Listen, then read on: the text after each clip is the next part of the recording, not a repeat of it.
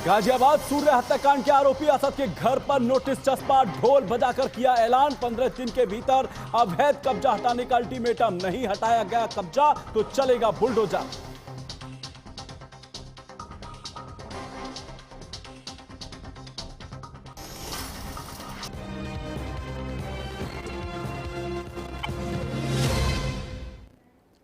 नमस्कार, आप देख रहे हैं चैनल न्यूज पर 24 घंटे 24 रिपोर्टर और मैं हूं आपके साथ आलोक गौड़। 24 घंटे 24 रिपोर्टर में आपका स्वागत है। अपने इस खास बुलेटिन में हम लेकर आए हैं उत्तर प्रदेश की हर खबर, हर जिले से सीधी रिपोर्ट। जहां की खबर है एचएनएन के रिपोर्टर वहीं से सीधे आप तक खबर लेके आए। देखिए रिपोर्ट। उत्तर प्रदेश में 2027 का विधानसभा चुनाव जैसे जैसे नजदीक आ रहा है, तमाम राजनीतिक दल अपनी तैयारियां पूरे जोर शोर से कर रहे हैं। ऐसे में बसपा अब अपने पुराने कार्यकर्ताओं की घर वापसी कराएगी, जो बसपा से नाराज होकर के दूसरे दलों में चले गए थे। सूत्र बताते हैं कि लगभग 2 दर्जन ऐसे बड़े नेता हैं जो बसपा से नाराज होकर के दूसरे दलों में चले गए थे, लेकिन इस बार के विधानसभा चुनाव में उन्हें अपनी पार्टी से टिकट मिलने का अंदेशा है कि उन्हें टिकट नहीं मिलेगा या कोई महत्वपूर्ण जिम्मेदारी नहीं सौंपी जाएगी। ये लोग बहुजन समाज पार्टी के संपर्क में हैं और जल्द ही इनकी घर वापसी कराई जाएगी। 20 मई को जो बैठक बसपा में हुई थी, मायावती ने कार्यकर्ताओं को संदेश दिया था कि क्षेत्र में मजबूत पकड़ रखने वालों को बसपा से जोड़ा जाए और ये जिम्मेदारी कोऑर्डिनेटर को सौंपी गई थी। हालांकि दूसरी तरफ चर्चा ये भी है कि बसपा और कांग्रेस का गठबंधन हो सकता है, लेकिन अभी इस पर सवालिया निशान है, क्योंकि कांग्रेस के 2 बड़े नेता जिस तरीके से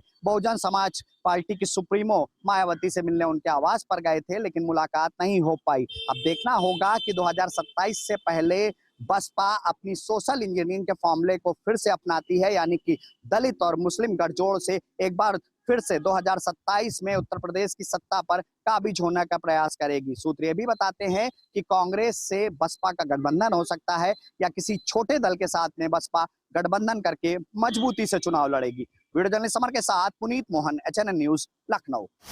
देश में कमर्शियल गैस की कीमतों में इजाफा हुआ है और तकरीबन 42 रुपए से लेके 53.5 रुपए की कीमतें बढ़ी हैं। ऐसे में नोएडा की बात करें तो नोएडा में होटल संचालकों की जेब पे भारी असर पड़ा है और होटल संचालकों ने कहा कि कीमतें बढ़ने से हमारी जो खर्चे हैं उनमें इजाफा होगा और इसका बर्डन हमारी जेब पे पड़ेगा, क्योंकि हमारे यहाँ जो एम्प्लॉय काम कर रहे हैं उनकी सैलरी अब हमें देने में बहुत दिक्कत होगी और बहुत परेशानी होगी, क्योंकि अगर हम खाने पीने की चीज़ों में कीमतों में इजाफा करते हैं तो कस्टमर हमें वो रकम नहीं देते हैं। ऐसे में कहीं ना कहीं कस्टमर की जेब पर भी असर दिखाई दे रहा है और कस्टमर और जो खाना पीना का सामान खरीदते हैं, ऑनलाइन मंगाते हैं या फिर रेस्टोरेंट पर जाकर मंगाते हैं, तो उनका भी कीमतों में इजाफा किया जा रहा है। हमने देखा रेस्टोरेंटों के बोर्डों पे लिखा हुआ है कि 20 रुपए का इजाफा किया जाएगा, क्योंकि गैस की कीमतें बढ़ चुकी हैं।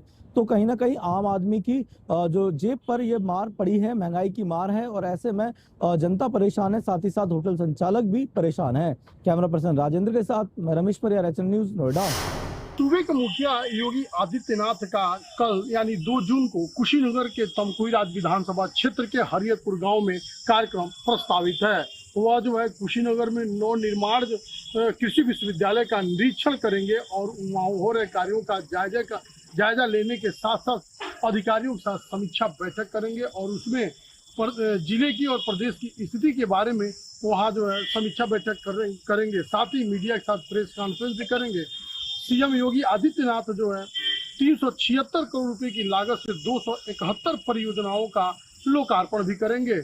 इसके साथ साथ देखा जाए तो तमकुहीराज विधानसभा और फाजिलनगर विधानसभा में इन परियोजनाओं का जो लोकार्पण होना है, इसको लेकर लोगों में बहुत ही उत्साह है। कुशीनगर से शैलेंद्र गुप्ता, एचएनएन न्यूज। प्रतापगढ़ में आज पंचायत सहायकों ने विकास भवन का घेराव किया और साथ ही लाठी से धरना प्रदर्शन किया। पंचायत सहायकों की मांग थी कि उनकी वेतन वृद्धि जब तक नहीं की जाती है तब तक वो कार्य का बहिष्कार करेंगे और जहाँ पे वो तैनाती है वहाँ पे कार्य नहीं करेंगे, क्योंकि उनका मानना है कि सरकार द्वारा बहुत कम वेतन दिया जा रहा है। 8,000 कट पीट के उनके हाथ में 5,000 आता है। ऐसे में उनके परिवार का खर्च कर चलेगा।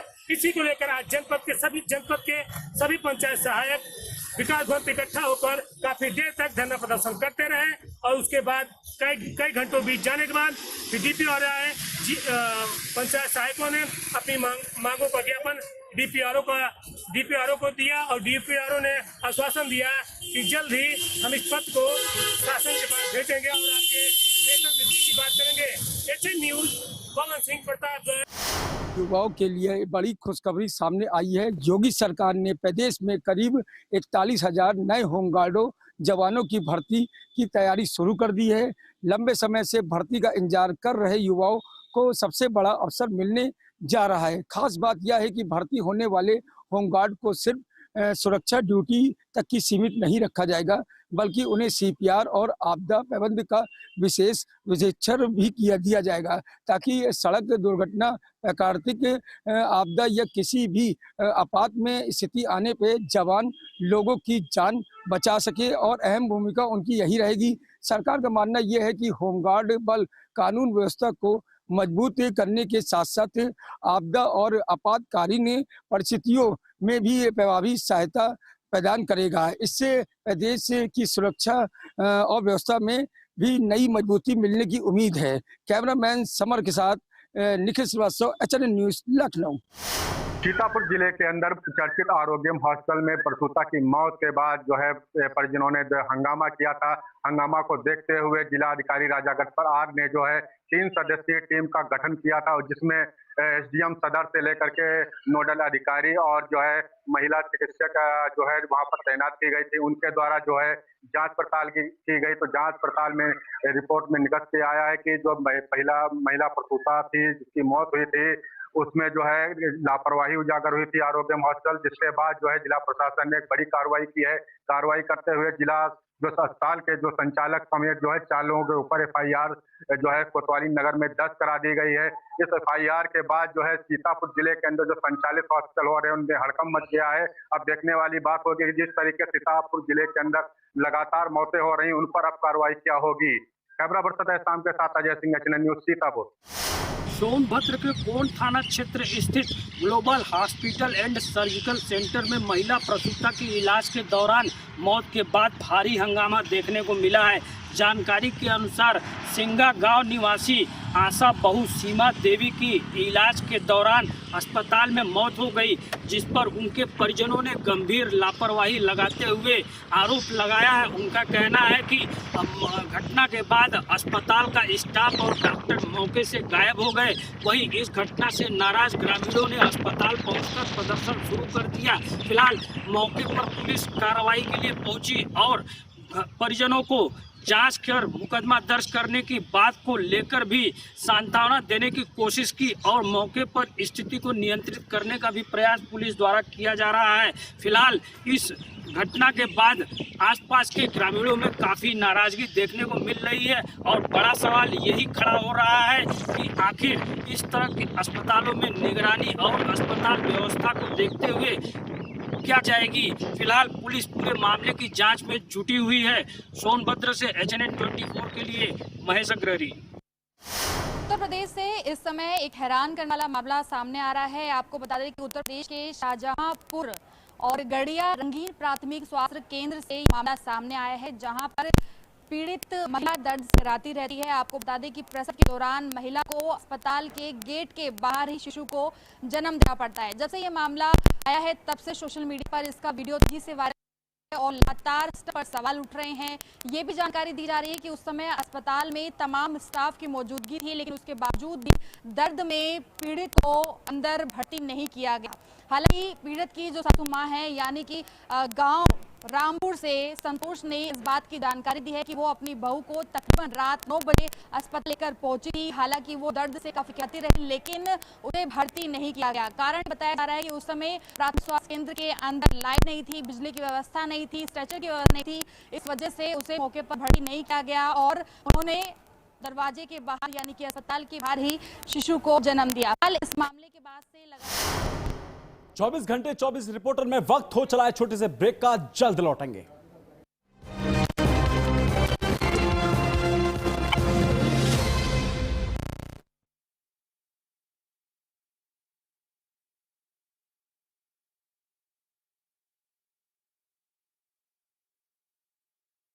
अबे घोचू, जी के स्ट्रॉन्ग करने का अथा इंडिया को मालूम है पेट सफा, हर रोग दफा। देखी जगह यशस्वी प्रधानमंत्री श्री नरेंद्र मोदी जी के मार्गदर्शन तथा माननीय मुख्यमंत्री योगी आदित्यनाथ जी के सतत प्रयासों से विगत 9 वर्षों में उत्तर प्रदेश अद्भुत विकास का साक्षी बना है।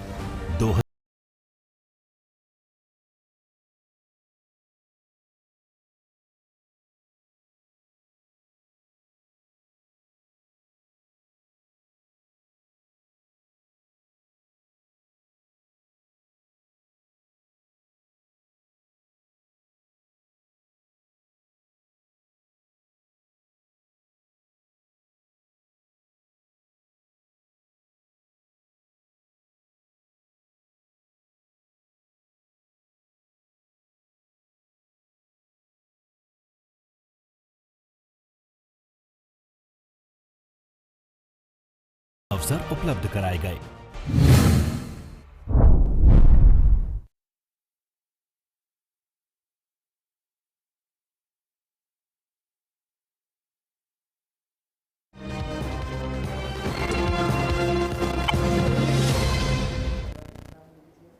ब्रेक के बाद एक बार फिर आपका स्वागत है। आप देख रहे हैं 24 घंटे 24 रिपोर्टर। जिले की कोतवाली हाथरस जंक्शन क्षेत्र के गांव भोपतपुर के पास उस समय कोहराम मच गया जब रोड किनारे बने गड्ढे में एक युवक का शव पड़ा हुआ मिला। बताया जा रहा है कि हाथरस जिले की कोतवाली हाथरस जंक्शन क्षेत्र के गांव मिर्जापुर का रहने वाला एक युवक बंटी अपने गांव के दोस्तों के साथ जिम करने के लिए जलेसर गया था। जब वह वापस अपने घर आ रहा था तभी रास्ते में अचानक तेज बारिश आ जाने के कारण वह गांव महानमई के पास बनी मस्जिद में रुक गया और उसके दोस्त घर चले गए। काफी देर हो जाने के बाद जब बंटी घर नहीं पहुंचा तो परिजन उसको ढूंढने के लिए निकल गए। काफी देर ढूंढने के बाद गांव भोपतपुर के पास रोड किनारे बने गड्ढे में बंटी और बंटी की बाइक दोनों पड़े हुए मिले। बंटी को मृतक देख परिजनों में हाहाकार मच गया। वहीं सूचना पर बंटी के परिजन और गांव के लोग घटनास्थल पर पहुंच गए और बंटी को मृतक देख लोगों में चीख पुकार मच गई। वहीं बंटी के परिजनों ने बताया कि काफी जानकारी करने के बाद पता चला कि बंटी को मस्जिद में ही गैर समुदाय के लोगों ने पीट कर हत्या कर सबको यहाँ गड्ढे में फेंक दिया है। बंटी की मौत से लोगों में आक्रोश पैदा हो गया है। वहीं सूचना पर पुलिस भी मौके पर पहुंच गई। पुलिस ने मृतक के शव को कब्जे में लेकर पोस्टमार्टम के लिए भेजा और मामले में जांच पड़ताल शुरू कर दी। मैं आक्रोश वासनी HNN न्यूज संवाददाता हाथरस। लखनऊ STF द्वारा ओवरलोड ट्रकों से पासिंग के नाम पर धन की उगाही करने वाले एक बड़े गिरोह का भंडाफोड़ किया है। परिवहन विभाग में आरक्षी के रूप में तैनात स्वयं को आरक्षी के कर्मचारी बताने वाले परिवहन विभाग के विपिन कुमार यादव के सहित 4 लोगों की गिरफ्तारी लखनऊ STF द्वारा की गई है। बनारस के फूलपुर थाने में इन सभी के नाम पर और इनके साथ 19 लोगों के खिलाफ मुकदमा भारतीय दंड संहिता BNS की धाराओं और भ्रष्टाचार निवारण अधिनियम के तहत मुकदमा दर्ज कराया गया है। यह सभी लोग ट्रक मालिकों से ट्रकों की पासिंग के नाम पर 3000 रुपए प्रति ट्रक के हिसाब से वसूली किया करते थे। मामले में उन्हें कई अधिकारियों का भी संरक्षण परिवहन विभाग के प्राप्त था। अब इस मामले में अन्य किन किन लोगों के नाम सामने आते हैं यह देखने का विषय है। लखनऊ से प्रकाश सिंह, HNN न्यूज। उत्तर प्रदेश माध्यमिक शिक्षा परिषद प्रयागराज के सचिव भगवती सिंह द्वारा एक सार्वजनिक रूप से सूचना जारी की है, जिसमें 10th और 12th के छात्र छात्राओं द्वारा जो भी स्क्रूटनी फॉर्म भरे गए हैं उसमें फ़ोन कॉल द्वारा एक साइबर फ्रॉड किया जा सकता है। उन्होंने बताया कि फ़ोन कर अंक बढ़ाने के लिए उनसे पैसों की मांग की जा सकती है और ऐसे फ्रॉड फ़ोन करके ऊंचे पदों पर बैठे अधिकारियों का नाम भी ले सकते हैं। इसलिए सभी छात्र और छात्राएं इस साइबर फ्रॉड होने से बचें। लखनऊ से Prakash Singh best, HNN news. संगम नगरी प्रयागराज में छात्र छात्राओं के जीवन के साथ खिलवाड़ कर रही कोचिंग संस्थानों को प्रयागराज विकास प्राधिकरण और फायर डिपार्टमेंट ने सीज किया है। 3 कोचिंग संस्थानों को लेकर यह शिकायतें लगातार मिल रही थी कि इन संस्थानों ने लगातार अपने नियमों का विरोध किया है और नियमों का विरोध करके इन संस्थानों को खड़ा किया है। मोटी कमाई के लिए इन संस्थानों ने नियमों को ताक पर रखा है, जिसको लेकर कड़ी और बड़ी कार्रवाई की गई है। Alok Malvi, HNN news, Prayagraj. Bulandshahr district bar association के खाते से 1 करोड़ रुपए से अधिक की धनराशि के गबन का मामला प्रकाश में आया है। वर्तमान अध्यक्ष की शिकायत पर बुलंदशहर SSP के आदेश पर सिटी कोतवाली में यह मामला दर्ज कर लिया गया है। दरअसल बार एसोसिएशन के पूर्व अध्यक्ष धर्मपाल सिंह, महासचिव पवन कुमार और कोषाध्यक्ष अमन गुप्ता के द्वारा इस गबन में संलिप्तता पाई गई है। इस तरह के आरोप वर्तमान अध्यक्ष द्वारा लगाए गए हैं। उन्होंने बुलंदशहर SSP को शिकायत देकर ये बताया था कि डिस्ट्रिक्ट बार एसोसिएशन के खाते से 1 करोड़ रुपए से अधिक की धनराशि निकाल दी गई। जो पूर्व पदाधिकारी हैं उनके द्वारा अपने पुत्र, अपने रिश्तेदार और अपने करीबियों को इसका भुगतान किया गया। फर्जी दस्तावेज, कूटरचित बिल और फर्जी बिल लगाकर जो राशि है वो निकाल ली गई उनके द्वारा और उसको अपने निजी कार्यों में इस्तेमाल कर लिया गया। इस तरह के आरोप लगाकर जब शिकायत दी गई तो बुलंदशहर SSP के आदेश पर मुकदमा दर्ज कर लिया गया। वहीं मुकदमा दर्ज होने के बाद भारी संख्या में अधिवक्ता एकत्र होकर बुलंदशहर SSP पहुंचे, जहां SSP से मुलाकात के बाद उन्होंने कार्यालय परिसर में जमकर हंगामा किया, जिसकी वीडियो भी सामने आई है। हालांकि पुलिस का कहना है कि फिलहाल मुकदमा दर्ज कर लिया गया है और मामले में जांच जारी है। हालांकि ये मामला चर्चा का विषय बना हुआ है अधिवक्ताओं के बीच। अब देखना यह होगा कि इसमें क्या कुछ निकल कर आता है और पुलिस द्वारा किस तरह की कार्रवाई की जाती है। अपने सहयोगी फिरोज मलिक के साथ मैं हामिद सैफी, HNN न्यूज, बुलंदशहर। उत्तर प्रदेश के लखीमपुर खीरी में अवैध मादक पदार्थों की तस्करी के खिलाफ चलाए जा रहे अभियान के तहत थाना खीरी पुलिस को सफलता मिली है। आपको बता दें कि थाना खीरी पुलिस ने अवैध मादक पदार्थ यानी कि 3 किलो 700 ग्राम अवैध गांजे के साथ मनीष उर्फ मोनू को गिरफ्तार किया है। आपको बता दें कि जिसके पास से 3 किलो 700 ग्राम अवैध गांजा बरामद हुआ है। पुलिस के मुताबिक ये लंबे समय से वांछित चल रहा था, पुलिस इसकी तलाश कर रही थी। फिलहाल पुलिस ने आरोपी को गिरफ्तार कर आगे की कार्रवाई करते हुए आरोपी को जेल भेज दिया है। HNN 24/7 के लिए शहनवाज गौरी, लखीमपुर खीरी। गौर फरमाइए जरा इस तरह की रोडों पर कि राजधानी लखनऊ जहां पर नंबर 1 कहा जाता है राजधानी लखनऊ में, उसकी हालत जरा देखिए। किस तरह की टूटी सड़कें बदहाल रोती हुई दिखाई दे रही हैं और जिम्मेदारी जो है वो मौन है। आपको साफ दिखाई दे रहा होगा कि एम्बुलेंस देखिए किस तरह से लहराते हुए आ रही है। पेशेंट इसमें अपना दर्द तो झेल ही रहा होगा, टूटी हुई सड़क का भी दर्द किस तरह से झेल रहा है। यहीं पे आपको दिखाते चले, वहीं पे ही सामुदायिक स्वास्थ्य केंद्र जो गुरम्बा का सरकारी हॉस्पिटल है उसी के जस्ट सामने देखिए किस तरह की ये रोडें हैं कि कितनी टूटी फूटी। यहाँ पर नाता जो पार्षद हैं वो भी कभी नहीं आते हैं और यहाँ पे जो विधायक हैं उनका भी यहाँ पर कोई भी दौरा नहीं लगता है या वो देखें आके कि किस तरह की उनके क्षेत्र की सड़कें रो रही हैं। होगा आप लोगों को कि देखिए किस तरह के यहाँ पे इस तरह से मरीज जो आ रहे हैं किस तरह से लहराते दुख दर्द अपना बयां करते हुए चले आ रहे हैं। रोडों पर देखिए किस तरह की रोडें यहाँ पर जो है टूटी। दूर पे ही आपको बताएं कि इसी रोड पे ही थोड़ी दूर पे पशु चिकित्सालय भी है। आपको यहाँ पर इस तरह की दुर्दशा रोड का देखते हुए किस तरह से आपको तरस आ जा रहा होगा, मगर यहाँ के जो जिम्मेदार अधिकारी हैं उनको 1% भी यहाँ की परेशानी नजर नहीं आती है। HNN न्यूज से दीपक सिंह गौर, लखनऊ। हाथरस जिले की कोतवाली थाना हाथरस गेट क्षेत्र के कैलाश नगर में उस समय हड़कंप मच गया जब मोहल्ले के ही रहने वाले एक युवक ने बुजुर्ग महिला का बलात्कार कर उसे लहूलुहान कर दिया। बताया जा रहा है कि हाथरस जिले की कोतवाली थाना हाथरस गेट क्षेत्र के कैलाश नगर की रहने वाली एक बुजुर्ग महिला के साथ मोहल्ले के ही रहने वाले एक युवक सलमान ने बलात्कार कर दिया, जिससे महिला खून से लथपथ हो गई। वहीं बुजुर्ग महिला ने बताया कि मोहल्ले के रहने वाला युवक सलमान उसके घर में घुस आया और उसके साथ बलात्कार कर दिया। वहीं महिला गंभीर रूप से घायल हो गई। सूचना पर इलाका पुलिस भी मौके पर पहुंच गई। घटनास्थल पर स्थानीय लोगों की भीड़ एकत्रित हो गई। पुलिस ने युवक और महिला को डॉक्टरी परीक्षण के लिए जिला अस्पताल भिजवाया और मामले में जांच पड़ताल शुरू कर दी। मैं आक्रोश वासनीय, HNN न्यूज संवाददाता हाथरस। सोनभद्र में पुलिस को बड़ी कामयाबी मिली है। बताते चले कि चौपन पुलिस और एसओजी की संयुक्त कार्रवाई में करीब 58,75,000 रुपए के साथ एक तस्कर को गिरफ्तार किया गया है। वहीं आरोपी प्रिंस पंजाब का जो रहने वाला है, पुलिस मुठभेड़ के दौरान उसके पैर में गोली भी लगी है। वहीं मौके का फायदा उठाकर एक आरोपी अंधेरे में फरार भी हो गया। वहीं पुलिस ने मादक पदार्थों में कुल 3 किलो अफीम, 225 किलो डोडा और करीब एक होंडा सिटी कार सहित अवैध कारतूस और तमंचा सहित 50,000 रुपए नगद भी बरामद किए हैं।